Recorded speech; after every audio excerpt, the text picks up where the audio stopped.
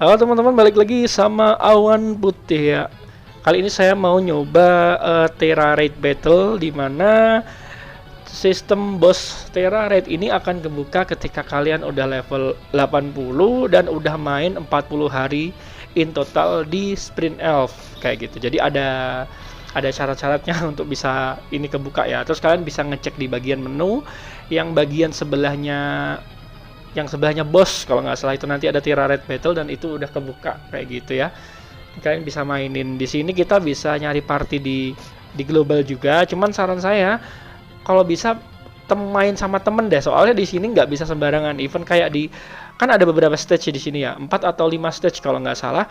Dan ketika lama-lama di set akhir nanti itu lawannya bakal susah banget. Jadi kalau misalkan kita yang terlalu random juga, apalagi takutnya nih kita milih tim yang memang belum ngerti asal pakai Pokemon, itu biasanya gagal gitu. Kalau gagal tuh sayang rewardnya, masalahnya gitu.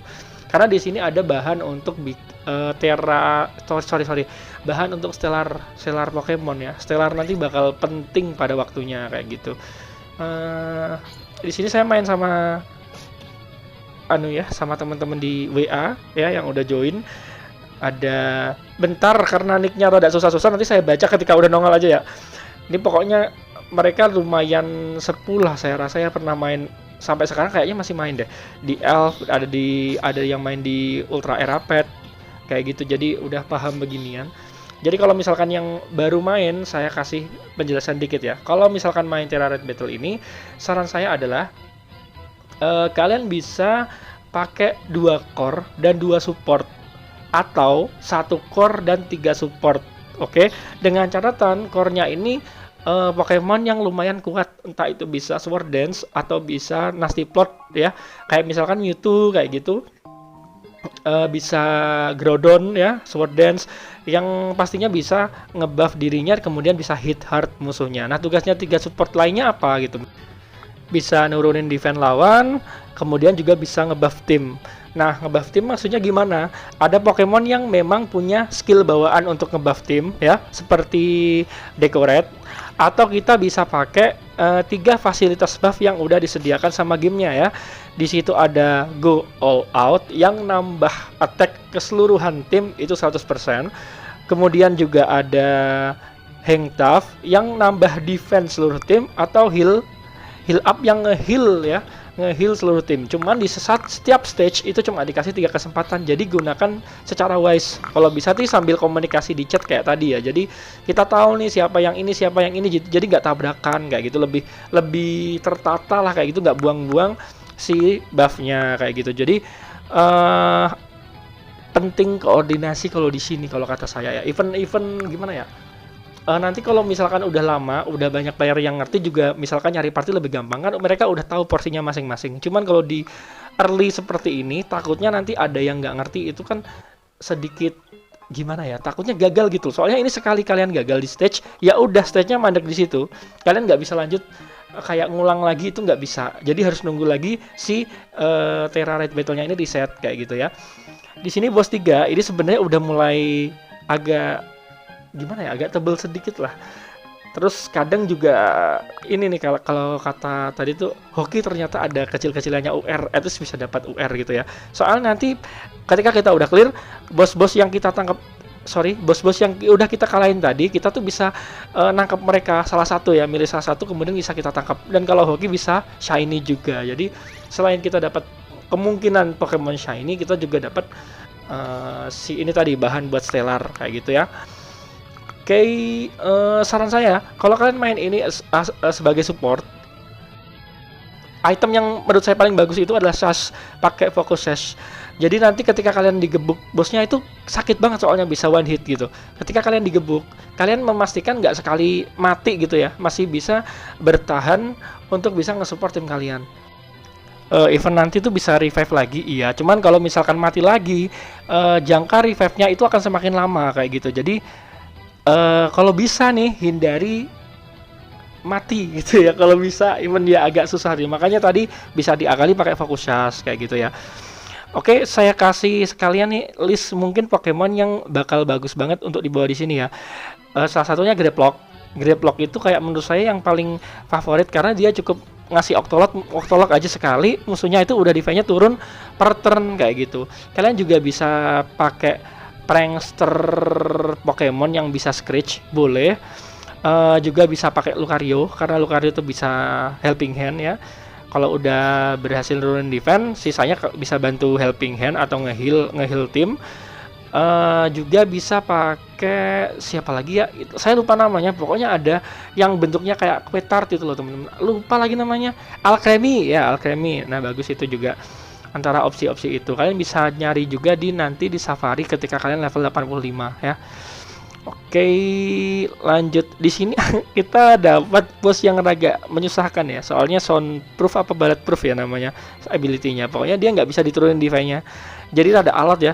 Ini si supportnya bingung mau ngapain to be honest ya. Saya juga bingung, nggak bisa, udah cuma bisa support doang. Dan akhirnya ngandelin si core-nya nyicilin darahnya dikit demi sedikit. Jadi lumayan struggle to be honest sih. Bukan yang struggle juga, cuman kayak jadi lama gitu maksudnya. Oke, lanjut. Oh iya, kalian juga bisa pakai Gengar tuh si Acid Spray itu ya, apapun yang bisa nurunin defense lah ya. Itu bakal masuk aja. Kayak gitu. Oke, lanjut. Oh ya, ini nama teman-temannya ya, ada Bang Drere, Iktio sama Zeto X. Nah, ini udah bisa dibilang berkecimpung di dunia Elf Explorer sama Ultra Era udah lama banget ini orang-orang ya. Saya kan vakum lama nih. Saya juga sempet tanya beberapa hal. Soalnya saya bener-bener apa ya, ngelewatin banyak hal gitu kayak gym selection aja saya nggak tahu, dan di Elf itu ternyata udah lumayan lama lah itu ada yang gym selection. Makanya saya juga nanya kemarin tuh kayak ini gimana ya sistemnya kayak gitu. Udah sampai di boss terakhir ya ini kayaknya, dan harusnya alat sih.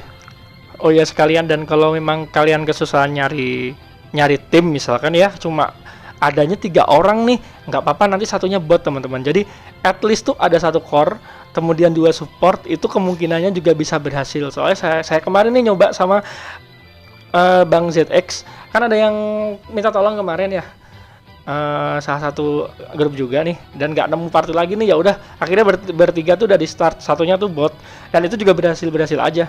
Malah kita sengaja sedikit ngetrol di dalamnya dan ternyata tetap berhasil aja sih. Entah karena memang core-nya terlalu OP apa gimana ya. Pokoknya berhasil aja. Nah, ya kayak gitulah. Pokoknya cobain aja dulu. Misalkan kalian susah ya, kalau bisa sih sama temen dah. Nanti enak koordinasinya gitu ya. Oke, lanjut. Oke, sama saran lagi. Kalau misalkan kalian mainnya 2 core, pastikan 2 core ini tuh tipe yang sama teman-teman. Maksudnya tuh sama-sama physical attacker atau sama-sama special attacker kalau bisa. Utamanya untuk boss 3 ke atas. Alasannya kenapa? Biar si support di tim kalian itu bisa fokus antara nurunin defense-nya lawan atau nurunin special defense-nya lawan, sehingga supportnya tidak terbagi gitu. Soalnya kalau misalkan core-nya kalian 2 type yang berbeda, misalkan satunya Groudon, satunya Shadow Calyrex, itu supportnya bakal bingung kayak ini kita nurunin defense apa SP defense gitu. Kalau misalkan saling dibagi, misalkan satunya nurunin defense, satunya nurunin SP defense, itu kelamaan ya. Karena kelamaan kadang tuh udah bosnya tuh nge-comeback kita takutnya gitu. Jadi kalau bisa fokus aja. Jadi misalkan 2 supportnya ini bisa langsung kerjasama nurunin defense-nya lawan lebih cepat.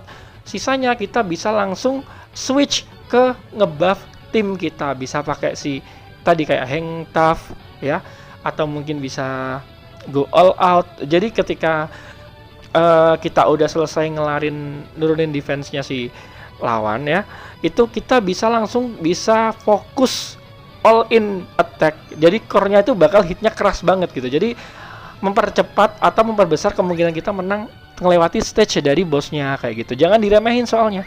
Apalagi yang bos terakhir itu susah. Jadi kalau misalkan kadang ya, kalau misalkan kita ngawur dikit aja tuh udah bisa gagal masalahnya kayak gitu.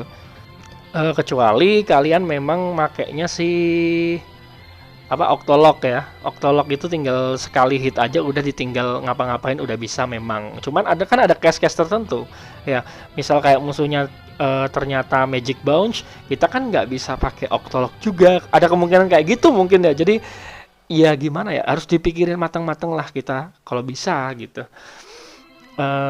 Oh ya di sini si Mogurunya ini kayak yang tadi saya lupa ngejelasin ya. Kadang tuh ada ngebuff juga di sekian turn itu, buff yang sudah kita kasih, sorry, debuff yang kita kasih ke dia minus defense misalnya itu bisa hilang ya. Jadi kita harus ngulang lagi proses nurunin defense-nya kayak gitu. Oke, ini contohnya ya. Kalau udah kelar ya, kita bisa milih Pokemon-Pokemon dari bos yang kita udah kalahin tadi ya. Pilih salah satu, kemudian bisa kita tangkap. Dan ada kesempatan shiny kalau hoki. Saya pakai cara-cara ini ya yang pernah saya tonton, katanya kalau begini tuh bisa shiny. Iya nggak ya? Nggak deh, kayaknya mitos deh. Tapi ya nggak salah, itu kudu dicoba lah kan. Saya milih Garganacl karena kemungkinan dia bisa dipakai buat PvP. Dan sekalian mau ngetes di sini tingkat nangkepnya gampang apa susah kayak gitu ya. Cuman kan karena non UR harusnya sih lebih gampang sih. Kayaknya penjelasannya sampai situ dulu ya. Terima kasih udah ditonton. Bye bye.